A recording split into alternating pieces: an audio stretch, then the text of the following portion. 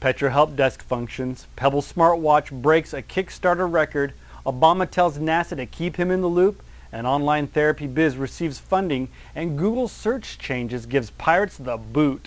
I'm Aaron Rayner, Web Marketing Manager for Petra Industries, and it's time for the Petra 5 and 5. So let's take a quick break from the day and talk about 5 of the week's hottest news stories right here on the Petra channels. Have a question about the Petra website? Get in touch with us by visiting petra.com/contact. From there, you'll be able to see a list of options to choose from, including help with your order, managing your account information, general questions or comments, and yes, you can even use this part of the website to request a copy of our current catalog. Do you need someone to talk to in real time? Check out the live support banner at the bottom of the page, where you can chat directly with one of our support staff. Wearable technology seems to be trending, and Pebble Technology has the dollars to prove it. After posting their idea for an iPhone-compatible smartwatch to Kickstarter, the company raised a record-breaking $4 million in just 8 days to fund the product's development. Jeez, right?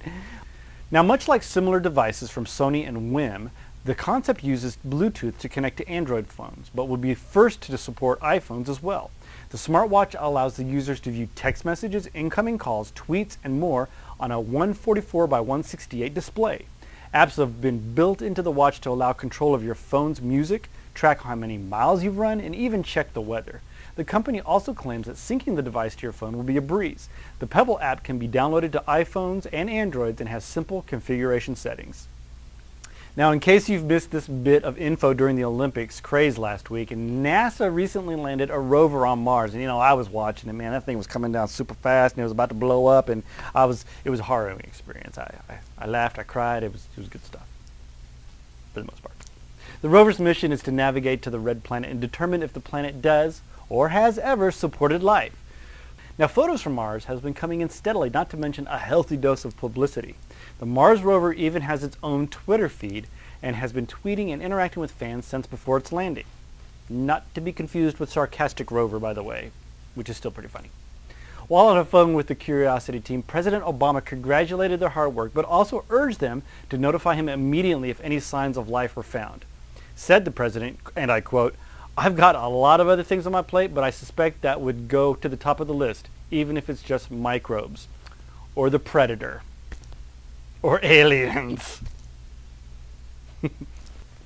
Now, back in 2009, a startup called Breakthrough announced its plans to make it cheap and easy for people to receive confidential counseling online. After 3 years, angel investors have invested $900,000 into making this idea happen. Now, the site works by connecting users with counselors through a basic keyword search. Patients can choose their doctor based on specialty or location, and then receive counseling through video conferencing. It's pretty cool. Patients can chat with in-network providers for $25 or less. On the other hand, the uninsured can expect to pay about $100 for out-of-network appointment. They always get you that way, I tell you. Still, it's substantially cheaper than in person. Probably the biggest concern with a service like Breakthrough is the possibility of misdiagnosis. Because of this, the majority of medical experts have argued that a quick online consultation may be helpful, but that you should still be coupled with a regular in-person checkup. I guess only time will tell whether or not digital psychiatry is going to take off. Google recently announced that it will be changing its search algorithm to try and limit access to pirated content. Darn it!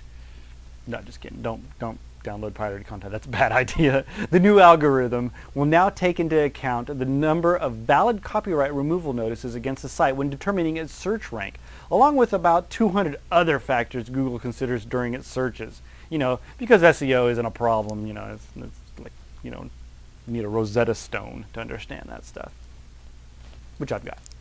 Now, in the past, Google has been criticized for not doing more to discourage copyright infringement or violators, especially when the company opposed the Stop Online Piracy Act earlier this year.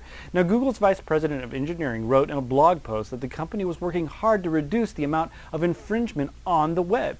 He went on to write that since rebooting their copyright removals over 2 years ago, they've been given a great deal more data by copyright owners about infringing content online.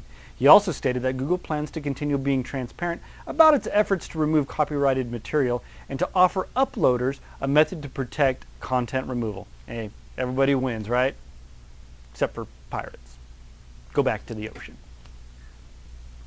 That's all for this week's 5 and 5. Be sure to check our Facebook and Twitter feeds where we're always posting about the hot industry news.